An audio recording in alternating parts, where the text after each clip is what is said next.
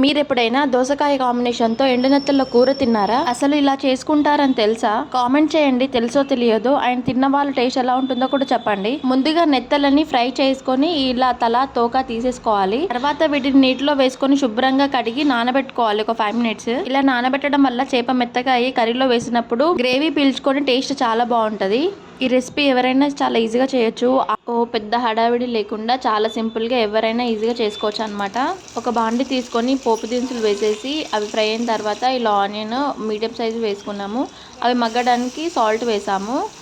Onions fry అయిన తర్వాత 3 దోసకాయలని medium size ముక్కలు కట్ చేసుకొని వేసుకున్నాము. ఈ కూర వచ్చేసి ఒక 5 మెంబర్స్కి సరిపోయేంత చేస్తున్నాము.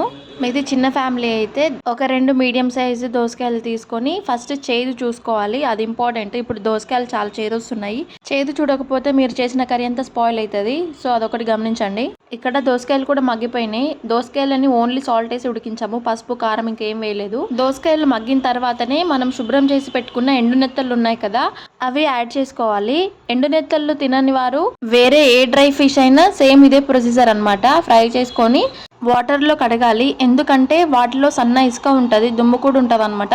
మీరు డైరెక్ట్ అట్లానే వేస్తే అది మొత్తం ఇసుక ఇసుక అయిపోతుంది, కర్రీ అంతా పంటికి అంతా ఇసుక తగులుతుంది. సో ఇప్పుడు మనం నెక్స్ట్ వచ్చేసి పసుపు, కారం, అల్లం వెల్లుల్లి పేస్ట్ ఇవన్నీ యాడ్ చేసుకుందాం. 1 by 1 యాడ్ చేసుకొని బాగా కలపాలన్నమాట. ఇది కొంచెం మగ్గాలి కర్రీ అనేది. చూసారు కదా, ఐటమ్స్ అయితే ఎక్కువేం యాడ్ చేయలేదు, చాలా సింపుల్గా చేసుకోవచ్చు అండి. సేమ్ ఈ వీడియో చూసి యాజ్ ఇట్ ఈస్ ట్రై చేయండి. సేమ్ ఇదే ఇంగ్రీడియంట్స్తో సేమ్ ఇట్లానే ట్రై చేయండి. మీకు టేస్ట్ అయితే చాలా బాగా వస్తుంది, అవుట్కమ్ చాలా బాగుంటుంది. మీరే కామెంట్ చేసి చెప్తారు. ట్రై చేసిన తర్వాత కామెంట్ చేయడం మర్చిపోవద్దు. మీ కామెంట్ అనేది మాకు చాలా వాల్యుబుల్. ఇంకేమైనా సజెషన్స్ ఉన్నా మాకు కామెంట్లో చెప్పండి. సో ఇలా కారం వేసిన తర్వాత నెక్స్ట్ ఒక 2 టమాటాలు కట్ చేసి వేసుకున్నాము. కొంచెం గ్రేవీ అనేది చిక్కగా వస్తుంది అనమాట, బాగుంటుంది. టమాటాలు మగ్గడానికి మూత పెట్టుకోండి.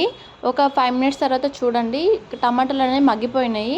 కొంచెం వాటర్ వేసుకోండి. వాటర్ వేసుకొని కుక్ చేసుకోండి. అవి మొత్తం కంప్లీట్గా కుక్ అయిన తర్వాత ఫైనల్గా కొంచెం గరం మసాలా యాడ్ చేయండి. కొంచెం అంటే కొంచెమే, ఎక్కువ అవసరం లేదు. ఎందుకంటే ఫిష్ లైట్గా కొంచెం నీచు వాసన ఉంటుంది కదా, దాన్ని ఓవర్కమ్ చేయడానికి మనం ఒక 2 పించులు గరం మసాలా వేస్తాం, అంతేనండి. ఫైనల్గా దించే ముందు మీ దగ్గర కొత్తిమీర ఉంటే కొత్తిమీర యాడ్ చేయండి. నా దగ్గర కొత్తిమీర లేదు, నేనేం యాడ్ చేయలేదు. ఇంతేనండి, కర్రీ అయితే రెడీ అయిపోయినట్టే. చాలా సింపుల్గా చాలా టేస్ట్ ఉంటుంది. ఖచ్చితంగా ట్రై చేయాల్సిన రెసిపీ అనమాట. ఈ నెత్తళ్ళు కూడా చాలా గట్టిగా ఉంటాయి అనమాట, టేస్ట్ చాలా బాగుంటాయి. అందుకే ఎక్కువ మంది నెత్తళ్ళు ప్రిఫర్ చేస్తారు. నెక్స్ట్ వచ్చేసి బొమ్మిడి చేపలు. సేమ్ ఇదే ప్రొసీజర్, నెత్తళ్ళ బదులు బొమ్మిడి చేపలు యాడ్ చేసుకోండి. మీకు ఈ రెసిపీ అండ్ ఈ వీడియో ఎలా అనిపించిందో కామెంట్ చేసి చెప్పండి. మీరు చేసుకుంటే కూడా ఈ ప్రొసీజర్లోనే చేసుకుంటారా? కామెంట్ చేయండి. లైక్ చేయడం మర్చిపోవద్దు. థ్యాంక్ యూ అండి. Thank you for watching.